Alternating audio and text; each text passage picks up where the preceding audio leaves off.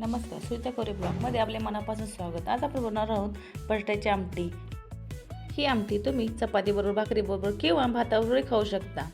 तर मग रेसिपीला सुरुवात करू।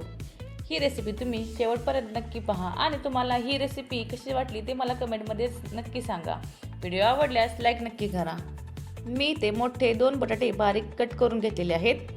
2 चमच भिजवलेली मूग डाळ, 1 बारीक चिरलेला कांदा, 4 ते 5 लसूण पाकळ्या, 1 इंच आलं, खोबऱ्याचे काप, शेंगदाणे, थोडीशी कोथिंबीर, फोडणीसाठी 1 चमच मोहरी, 1 चमच जिरे, 4 ते 5 कढीपत्त्याची पाने, 1 चमच हळद, 1 चमच लाल तिखट, 2 चमच कांदा लसूण मसाला।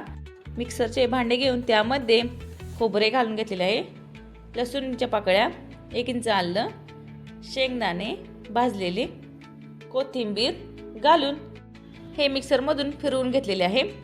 कढई गरम करण्यासाठी ठेवलेले आहे, त्यामध्ये 2 चमच तेल जर गरम झाल्यावर त्यामध्ये मोहरी तडतडल्यावरती जिरे, हिंग, कढीपत्त्याची पाने, बारीक चिरलेला कांदा घालून कांदा गोल्डन ब्राऊन होईपर्यंत परतून घ्यायचा। त्यामध्ये केलेले वाटण घालून हे मिक्स करून घेतलेले आहे।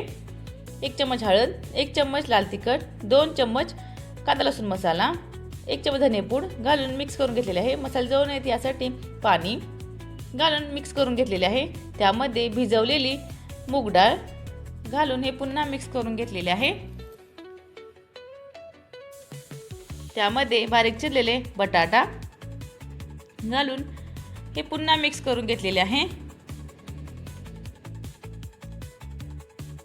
त्यामध्ये कोथिंबीर, मी ते वाटीच्या साहाय्याने 2 ते 3 वाट्या पाणी घातलेले आहे। मला जेवढा पाहिजे तेवढा तुम्ही रस्सा करू शकता। चवीपुरते मीठ, इथं बघू शकता तुम्ही कशी कन्सिस्टन्सी आलेली आहे। कलर पण एकदम छान आलेला आहे। आपण बटाटा कितपत शिजला आहे ते बघूया। बटाटा हा आपला पूर्णपणे शिजलेला आहे। डाळ ही आपण चेक करू शिजलेली आहे की नाही ती। डाळ ही इथे शिजलेली आहे। वरून मी कोथिंबीर घातलेली आहे। तयार आहे आपली बटाट्याची आमटी। ही आमटी तुम्ही भाताबरोबर, भाकरीबरोबर किंवा चपातीबरोबर खाऊ शकता। अशाच रेसिपीसाठी आपण पुन्हा भेटू।